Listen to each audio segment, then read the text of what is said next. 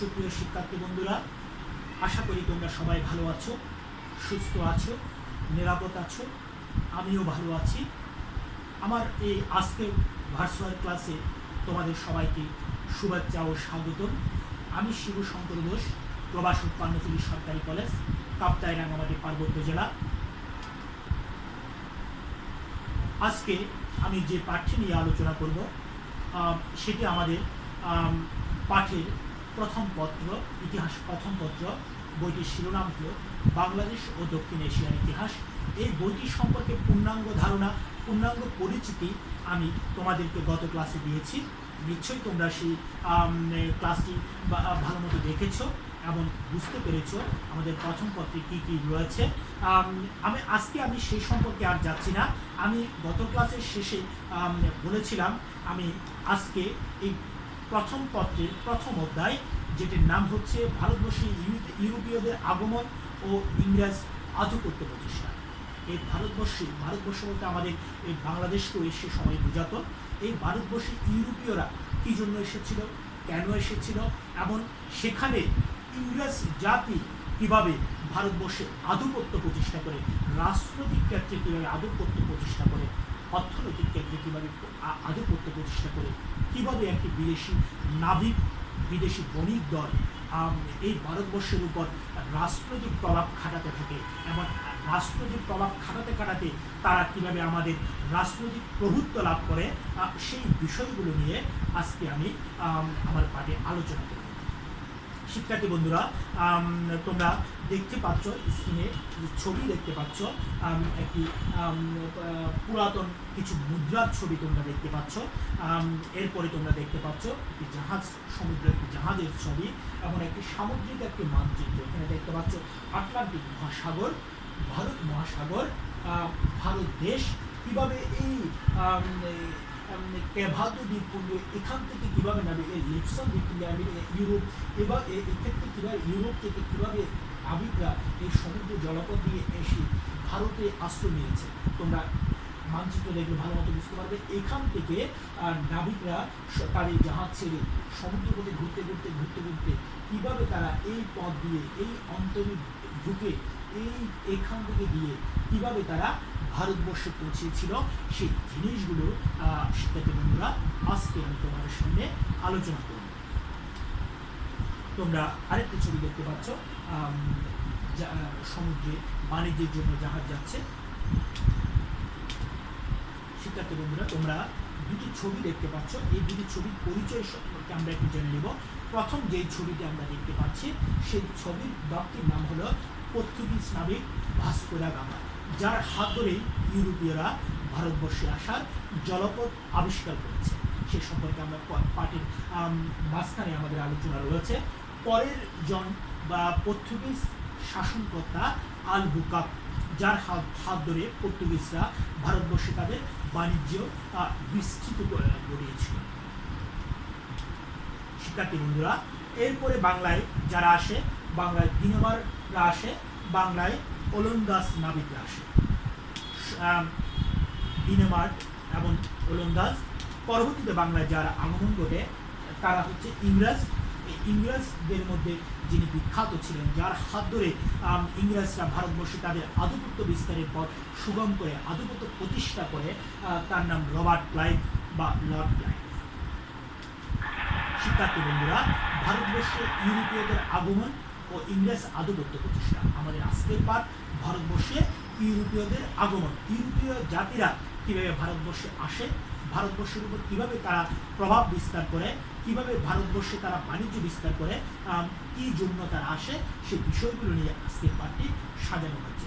চলো শিক্ষার্থী বন্ধুরা, আমরা আজকের পাঠের শিকন ফলগুলো একটু দেখে নিই। আমাদের 1 নম্বর শিকন ফল রয়েছে ইউরোপীয় কোম্পানিগুলোর পরিচয় সম্পর্কে বলতে পারবো। ভারতবর্ষে ইউরোপীয়দের আগমনের কারণ বলতে পারবো, কী কী কারণে তারা এখানে আসে। 3, তখনকার ভারতের অবস্থা সম্পর্কে লিখতে পারবো। 4, ইউরোপীয় মহাদেশে কীভাবে ইউরোপের সাথে উপমহাদেশের প্রত্যক্ষ যোগাযোগ স্থাপিত হয় সেই সম্পর্কে আমরা বলতে পারি। শিক্ষার্থী বন্ধুরা, আমাদের পাঠ শুরু করার আগে আমাদের যে জিনিসটা জানা দরকার সেটা হলো ইউরোপীয়রা কেন ভারতবর্ষে আসে। ইউরোপীয়রা বলতে কী বুঝি? ইউরোপীয়রা বলতে আমরা শিক্ষার্থী বন্ধুরা গত ক্লাসে আমরা আলোচনা করেছি পৃথিবীতে 7টি মহাদেশ রয়েছে। আমরা যারা এশিয়া মহাদেশে বসবাস করি আমাদেরকে এশিয়াভুক্ত বলা হয়, এশীয় নাগরিক বলা হয়। আর ইউরোপে যারা বসবাস করে তাদেরকে ইউরোপীয় নাগরিক বলা হয়। ইউরোপীয় অনেকগুলো দেশ রয়েছে, তাদেরকে ইউরোপীয় বলা হয়। যেমন ইউরোপে পর্তুগিজ রয়েছে, স্পেন রয়েছে, ফ্রান্স রয়েছে, ইতালি রয়েছে, ইংরেজরা রয়েছে, জার্মানি রয়েছে। প্রত্যেকটা দেশের নাগরিককে একসাথে ইউরোপীয় বলা হয়। এই ইউরোপীয়রা কি জন্য আমাদের দেশে এসেছিল? আমাদের দেশে এসেছিল কারণ আমাদের দেশে প্রাচীন যুগ থেকে শুরু করে এই ভারতবর্ষ ছিল প্রাকৃতিক সম্পদে ভরপুর একটি এলাকা। এই প্রাকৃতিক সম্পদের লোভে পৃথিবীর বিভিন্ন জাতি, বিভিন্ন নাবিক, বিভিন্ন দেশ, বিভিন্ন রাষ্ট্রপ্রধানরা যখনই সুযোগ পেয়েছে তখনই তারা এই দেশের উপর আক্রমণ করেছে, এই দেশকে লুণ্ঠিত করেছে, এই দেশ থেকে সম্পদ পাচার করে নিয়ে গিয়েছে। তদ্রূপ এই ইউরোপীয়রাও এদেশে প্রাকৃতিক সম্পদের লোভে তারা এদেশে একসময় বাণিজ্য করতে আসে এবং বাণিজ্য করতে করতে তারা একসময় এই দেশের রাজনৈতিক ক্ষমতাও হাতে পেয়ে যায়। শিক্ষার্থী বন্ধুরা, এর আরেকটি কারণ রয়েছে। পৃথিবীতে প্রাকৃতিক যে কারণগুলো রয়েছে মানুষ বসবাসে, প্রধানত যে প্রাকৃতিক কারণগুলো দরকার, আবহাওয়ার যে বৈশিষ্ট্যগুলো দরকার মানুষ প্রাকৃতিকভাবে বেঁচে থাকার জন্য, সেই প্রাকৃতিক পরিবেশটা সম্পূর্ণভাবে স্বয়ংসম্পূর্ণ ছিল আমাদের এই ভারতবর্ষে। তোমরা লক্ষ্য করে দেখবে পৃথিবীর অন্যান্য দেশগুলোতে, আমেরিকা, ইউরোপে প্রতি বর্গ কিলোমিটারে যেই মানুষ বসবাস করে, আমাদের বাংলাদেশ বা ভারতের অঞ্চলগুলোতে তার কয়েকশো বেশি মানুষ প্রতি বর্গ কিলোমিটারে বসবাস করে থাকে। তার কারণ হচ্ছে আমাদের এই অঞ্চলে মানুষ বসবাসের যে উপাদানগুলো ছিল সেগুলো প্রাকৃতিকভাবে দেওয়া ছিল, সেগুলো প্রকৃতিক প্রদত্ত দেওয়া ছিল। আর ইউরোপ, আমেরিকাতে সেই প্রকৃতিক প্রদত্ত দেওয়া ছিল না। সেখানে মানুষকে বাঁচতে হয়েছে প্রকৃতির সাথে প্রতিনিয়ত যুদ্ধ করে, প্রকৃতির বিরূপ প্রভাবকে কাটিয়ে সেখানে মানুষকে প্রকৃতির সাথে যুদ্ধ করে বেঁচে থাকতে হয়েছে। সেই জন্য প্রাচীনকাল থেকে এই অঞ্চলে মানুষের বসবাস বেশি ছিল, প্রাকৃতিক সম্পদ বেশি ছিল। এই জন্য পৃথিবীর অন্যান্য প্রান্তে যে মানুষগুলো বসবাস থাকতো তারা সবসময় ভারতবর্ষের উপর লোলুপ দৃষ্টিতে থাকাতো। যখন এই সুযোগ পেত তারা এদেশের উপর আক্রমণ করত, এদেশে আসতো, এদেশের সম্পদ লুণ্ঠন করত। এরই একটি পর্যায়ে ইউরোপীয় নাবিকরা এদেশে আসে এবং এদেশে আসার কারণ প্রধানত বাণিজ্য হলেও পরবর্তীতে তারা এই দেশের রাজনৈতিক ক্ষেত্রে হস্তক্ষেপ করে। ইউরোপীয় প্রধানত যেগুলো কারণে এদেশে আসে সে প্রধান কারণগুলো ছিল এই পর্যটকবৃন্দের বিভিন্ন লেখনী। এই পর্যটকরা পৃথিবীর বিভিন্ন দেশ থেকে ভারতবর্ষে বেড়াতে আসতো। ভারতবর্ষ থেকে গিয়ে তারা পৃথিবীর বিভিন্ন দেশে ভারতবর্ষের উচ্ছ্বসিত প্রশংসা করত, এমন প্রশংসা করত যে তাদের দেশের রাষ্ট্রপ্রধানরা পর্যন্ত এদেশে আসার জন্য স্বপ্ন দেখত। এবং এর একটি পর্যায়ে তারা ভারতবর্ষে আসার আগ্রহ করে এবং ভারতবর্ষে আসে। আমরা এখানে দেখতে পাচ্ছি গ্রিক পর্যটক বা দূত মেগানিস্তিন, বিখ্যাত একজন গ্রিক রাষ্ট্রদূত, এবং মরক্কোর ইবনে বতুতা, ইতালির পর্যটক মার্কো পোলো এবং ফরাসি পর্যটক ফ্রান্সোয়া ভালমিরা। তারা বিভিন্ন সময় ভারতবর্ষে আসে এবং পরবর্তীতে ভারতবর্ষের প্রাকৃতিক সম্পদ, ভারতবর্ষের জনগণ নিয়ে তারা লেখালেখি করে। সেই লেখাগুলো করে তাদের দেশের জনগণ, অন্যান্য দেশের জনগণরা ভারতবর্ষের প্রতি আগ্রহ বাড়তে থাকে এবং তারা ভারতবর্ষে আসতে উদ্গ্রীব হয়। ভারতবর্ষ সম্পর্কে ইউরোপীয়দের আগ্রহের আরও অন্যতম কারণ যেটা রয়েছে তোমরা স্ক্রিনে দেখতে পাচ্ছ। ভারতের গ্রিক রাষ্ট্রদূত মেগানিস্তিস তার ইন্ডিকো গ্রন্থে, তিনি যে বইতে লেখেন তার নাম ছিল ইন্ডিকা গ্রন্থে, মৌর্য শাসনামলের সমৃদ্ধির বর্ণনা করেছেন, প্রাচুর্যের বর্ণনা করেছেন। চীনা পর্যটক ফাহিয়ান ও হিউয়ান সাং এদেশের আত্মিক সমৃদ্ধির বৈশ্বিক প্রশংসা করেছেন। আমাদের ভারতবর্ষের প্রাকৃতিক সম্পদ, আত্মিক সম্পদের ভূয়সী প্রশংসা করেছেন। মরক্কোর পর্যটক ইবনে বতুতা 1345 থেকে 46 সালে তিনি ভারতবর্ষে আসেন, এবং ফরাসি পর্যটক আব্দুর রাজ্জাক 1442 থেকে 43 সালে তিনি ভারতবর্ষে আসেন। ইতালির পর্যটক মার্কো পোলো, বিখ্যাত ফরাসি পর্যটক ফার্সিও পান্নিয়ার বর্ণনায় এই অঞ্চল ছিল পৃথিবীর যে কোনো দেশের তুলনায় ঐশ্বর্যশালী, সমৃদ্ধশালী। এইসব বর্ণনা ভারত সম্পর্কে ইউরোপীয়দের আগ্রহী করে, এবং তারা এদেশের সম্পদের লোভে, ঐশ্বর্যের লোভে, প্রাকৃতিক সম্পদের লোভে তারা এদেশে পাড়ি জমায়। এবং পরবর্তীতে ক্রুসেডের পর, প্রাচীনকাল থেকে ক্রুসেডের পর ভারত, আমরা জানি ক্রুসেডের আগেও প্রাচীনকাল থেকেও ইউরোপীয় নাবিকরা প্রাকৃতিক সম্পদের লোভে ভারতের সাথে বাণিজ্য করত, কারণ ভারতের পণ্য ছাড়া তাদের চলতোই না। কিন্তু ক্রুসেডের পর তারা সে বাণিজ্যটা করত মধ্যপ্রাচ্যের দিক দিয়ে, কারণ সরাসরি ভারত থেকে ইউরোপে বাণিজ্য করার মতো কোনো জলপথ তখনও পর্যন্ত আবিষ্কৃত হয়নি। এই জন্য তারা মধ্যপ্রাচ্যের মধ্য দিয়ে ভারতে বাণিজ্য করত। কিন্তু ক্রুসেডের পর ভারত মহাসাগর এবং লোহিত সাগরের উপর আরব বণিকদের প্রাধান্য প্রতিষ্ঠিত হয়। যেই সাগরগুলো দিয়ে ইংরেজরা ভারতবর্ষে আসত, সেগুলো দিয়ে আরব বণিকদের প্রাধান্য স্থাপিত হওয়ায় জেনোয়া, ভেনিস এবং ফ্রান্সের বণিকরা ভারতের পণ্য, মসলিন, মশলা, সোনা, রূপা, মৃৎশিল্প আরবদের কাছ থেকে ক্রয় করে ইউরোপের সর্বত্র বিক্রি করত। এতে 1453 সালে তুরস্ক কনস্টান্টিনোপল দখল করে মধ্য সাগরে আধিপত্য বিস্তার করায় ইউরোপীয়দের ভারতের সাথে ব্যবসা বাণিজ্য বন্ধ হয়ে যায়। অর্থাৎ তারা মধ্যপ্রাচ্যের বণিকদের থেকে ভারতের পণ্যগুলো নিয়ে তাদের দেশে বিক্রি করত, মধ্যস্বত্ব একটা লাভ তারা করত। কিন্তু তুরস্কের কনস্টান্টিনোপল দখল করার পর 1453 থেকে তাদের সেই বাণিজ্যটা বন্ধ হয়ে যায়। বন্ধ হয়ে যাওয়ার কারণে তাদের আর্থিক অনেক ক্ষতি হতে থাকে। এই জন্য তারা চেষ্টা করেছিল ভারতে তারা যে কোনো উপায়ে তারা ভারতে বাণিজ্য করতে আসবে। এরই একটি পর্যায়ে ভারতীয় পণ্যের ব্যাপক চাহিদা দেখায় ইউরোপীয় বণিকরা ভারতে আসার বিকল্প পথ আবিষ্কারের নামে। অর্থাৎ তারা যখন চিন্তা করলো যে মধ্যপ্রাচ্য দিয়ে তারা আর বাণিজ্য করতে পারবে না, এই জন্য তারা সরাসরি ভারতে কীভাবে বাণিজ্য করা যায় সেই পথ তারা আবিষ্কার করতে নেমে পড়ে। তাছাড়া রেনেসাঁর ফলে অজানাকে জানবার ইচ্ছায় নতুন জলপথ আবিষ্কারের অংশ হিসাবে পর্তুগিজ নাবিক বার্তোলোমিও 1487 খ্রিস্টাব্দে দক্ষিণ আফ্রিকার উত্তমাশা অন্তরীপ আবিষ্কার করেন। ভারত আবিষ্কার করতে গিয়ে তিনি দক্ষিণ আফ্রিকা আবিষ্কার করেছিলেন। উদ্দেশ্য ছিল প্রাচ্য দেশে আরব বণিকদের একচেটিয়া অধিকার খর্ব করা। প্রাচ্য দেশ বলতে আমাদের ভারতবর্ষের কথা বলা হয়েছে। এখানে আরেকটি উল্লেখ্য যে আমাদের ইউরোপীয় বণিকদের কর্তৃক আমাদের ভারতবর্ষ আবিষ্কার করতে গিয়ে একসময় বর্তমান যে পৃথিবীর সর্ব সমৃদ্ধশালী মহাদেশ বা দেশ আমেরিকা দেশ, উত্তর আমেরিকা মহাদেশ, সেই আমেরিকা মহাদেশ আবিষ্কার হয়েছিল 1492 খ্রিস্টাব্দে। কলম্বাস নামে একজন নাবিক ভারতবর্ষ আবিষ্কার করতে গিয়ে ভুলবশত মহাসাগরে পাড়ি দিয়ে তিনি চলে গিয়েছিলেন বর্তমান আমেরিকা মহাদেশে। তার নাম অনুসারে এই জন্য দক্ষিণ আফ্রিকার যে কলম্বিয়া নামে রাষ্ট্রটি রয়েছে তার নাম রাখা হয়েছে, দেশটির নাম রাখা হয়েছে কলম্বিয়া। উনি প্রথম যে জায়গায় নেমেছিলেন সেই জায়গাটির নাম বর্তমানে কলম্বিয়া নাম রাখা হচ্ছে। এই জন্য কলম্বাসকে বলা হয় আমেরিকার আবিষ্কারক বলা হয় কলম্বাসকে, নাবিক কলম্বাসকে। 1492 সালে এই কলম্বাস ভারতবর্ষ আবিষ্কার করতে গিয়ে ভুল পথ দিয়ে গিয়ে তিনি আমেরিকা আবিষ্কার করেন। পরবর্তীতে আমেরিকা নামে আরেকজন নাবিক বর্তমানে যে আমেরিকা রাষ্ট্র রয়েছে এই আমেরিকা আবিষ্কার করেছিলেন বলে পরবর্তীতে এই আমেরিকা রাষ্ট্রটির নাম দেওয়া হয়েছে এই আমেরিকা নাবিকের নাম অনুসারে আমেরিকা।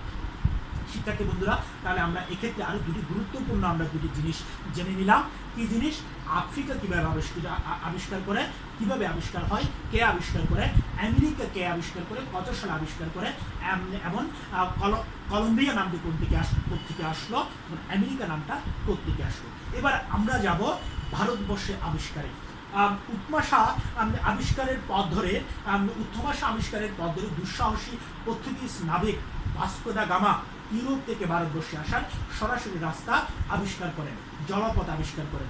তিনি 1498 সালের 20 মে উপমহাদেশে পশ্চিম উপকূলস্থ কালিকট বন্দরে উপস্থিত হন। ইউরোপীয়দের মধ্যে তিনি সর্বপ্রথম ইউরোপ থেকে ভারতবর্ষে আসার জলপথ আবিষ্কার করেন। শিক্ষার্থী বন্ধুরা, পর্তুগিজ নাবিক ভাস্কো দা গামা, তোমরা স্ক্রিনেও দেখতে পাচ্ছ, ভালো করে লক্ষ্য করো। পর্তুগিজ নাবিক ভাস্কো দা গামা 2 বার ভারতে আসলেও বেশি দিন ছিলেন না। তিনি ভারতের পর্তুগিজ প্রতিনিধি আলবুকাক, কোচিন এবং গোয়ালন্দ শক্তিশালী বাণিজ্য কেন্দ্র গড়ে তোলেন। তার অবর্তমানে পর্তুগিজ যে নাবিকটা আসে তার ভিতরে আলবুকাক, তিনি সমগ্র ভারতবর্ষেই পর্তুগিজের বিভিন্ন কলোনি গড়ে তোলেন। ভারতের সাম্রাজ্য প্রতিষ্ঠার লক্ষ্যে তিনি পর্তুগিজদের ভারতীয় রমণী বিয়ে করার আহ্বান জানান।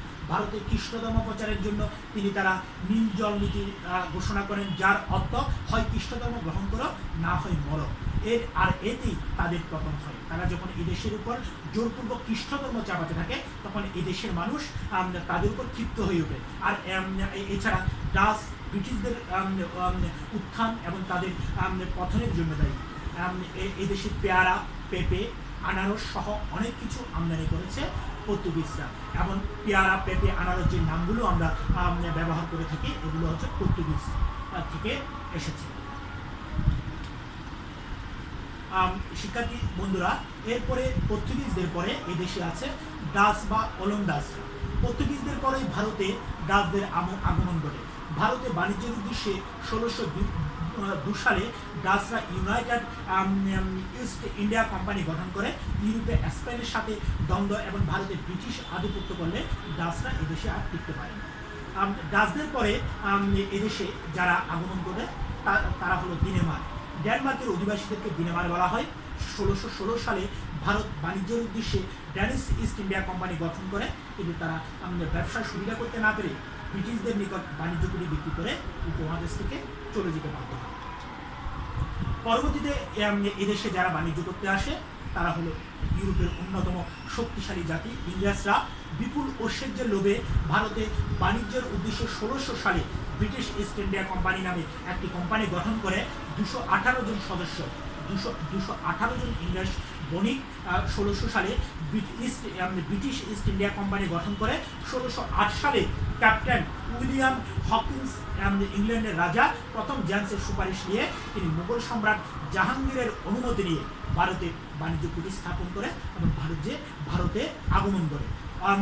অপরাপর ইউরোপীয়দের তাড়িয়ে ইংরেজরা একসময় এই দেশে তাদের সাম্রাজ্য বিস্তার করতে সক্ষম হয় এবং একসময় এই দেশের রাজনৈতিক ক্ষেত্রে হস্তক্ষেপ করে এবং রাজনৈতিক ক্ষমতা লাভ করে এবং প্রায় 15-200 বছর এই ভারতবর্ষে তাদের সেই সাম্রাজ্য পরিচালিত করে, শাসনকার্য পরিচালিত। সর্বশেষ ইউরোপের যে জাতি ভারতে আগমন করে তারা হলো ফরাসি। ভারতের সর্বশেষ ইউরোপীয় জাতি ফরাসিরা আসে 1664 সালে সম্রাট চতুর্দশ লুই এবং তার মন্ত্রী কোলভারের সহযোগিতায় ফরাসি ইস্ট ইন্ডিয়া কোম্পানি গঠিত হয়। 1668 সালে ফাসোয়ার নেতৃত্বে ফরাসিরা সুরাট বাণিজ্য কুটির স্থাপন করে। ব্রিটিশদের সাথে কনাডের 3টি যুদ্ধে পরাজিত হয়ে ফরাসিরা এই দেশ থেকে বিতাড়িত হয় এবং ঢাকার ফরাসগঞ্জ আজও ফরাসি স্থিতি বহন করে। ফরাসগঞ্জ যে নামটি সেটি ফরাসিদের দেওয়ার নাম। এছাড়াও the Swedish East India Company, the Australian East India Company ও গ্রিসও ভারতে বাণিজ্য করতে এসেছিল, কিন্তু অন্যান্যরা কেউ সুবিধা করতে পারেনি, ইংরেজরাই দেশে টিকে গিয়েছিল। শিক্ষার্থী বন্ধুরা, আমরা এখন দেখব পর্তুগিজদের পর কোন ইউরোপীয় নাগরিক ভারতে এসেছিল। আমরা আলোচনা করেছি, আনসারগুলো দেখো। ডাচ বা ওলন্দাজরা। 2 নম্বর প্রশ্ন, ফরাসি ইস্ট ইন্ডিয়া কোম্পানি কত সালে গঠিত হয়? 1664 সালে। পরবর্তীতে উপমাশা অন্তরীপ কত সালে আবিষ্কৃত হয়েছিল? 1487 সালে। কোন ইউরোপীয় জাতি সর্বশেষ ভারতে এসেছিল? ফরাসিরা ভারতে সর্বশেষ এসেছিল। আলবুকাক কোন দেশের অধিবাসী ছিল? আলবুকাক পর্তুগিজ অধিবাসী ছিল। বহু নির্বাচনে কিছু প্রশ্ন তোমাদের সামনে রয়েছে। ভাস্কো দা গামা কোন জাতি ছিল? আমি বলেছি। ভাস্কো দা গামা কতবার ভারত উপমহাদেশে আগমন করেন? ভাস্কো দা গামা প্রথমবার ভারত উপমহাদেশে আগমন কত মাস অবস্থান করেছিল। আরবুকা উপমহাদেশে বাণিজ্য সাম্রাজ্য প্রতিষ্ঠায় স্বপ্ন বাস্তবায়িত করতে কী কী পদক্ষেপ নিয়েছিল, এই আনসারগুলো করে তোমরা আমাকে পাঠাবে। আনসারও পরে দেওয়া আছে, তোমরা আমাকে এগুলো করে পাঠাবে। ইউরোপীয় বণিকদের মধ্যে কারা সর্বপ্রথম উপমহাদেশে আগমন করে? পর্তুগিজদের পতনের কারণ কী ছিল? উত্তরমালাও দেওয়া আছে তোমাদের জন্য, দেখে দিতে পারো। বাড়ির কাজ রয়েছে তোমাদের জন্য। উপমহাদেশে ইউরোপীয়দের আগমনের কারণ এবং এতে পর্তুগিজদের অবদান সম্পর্কে আলোচনা। শিক্ষার্থী বন্ধুরা, বাড়ির কাজটি করে সবাই আমাকে ইনবক্সে পাঠাবে। এইগুলোর উপর নাম্বার বেস করে তোমাদের ফাইনাল পরীক্ষায় তোমাদের নাম্বার যোগ করবে। তো আজকের মতো সবাই ভালো থাকো, সুস্থ থাকো। পরবর্তীতে নতুন আরেকটি ক্লাস নিয়ে আমি তোমাদের সামনে হাজির হবো। ধন্যবাদ সবাই।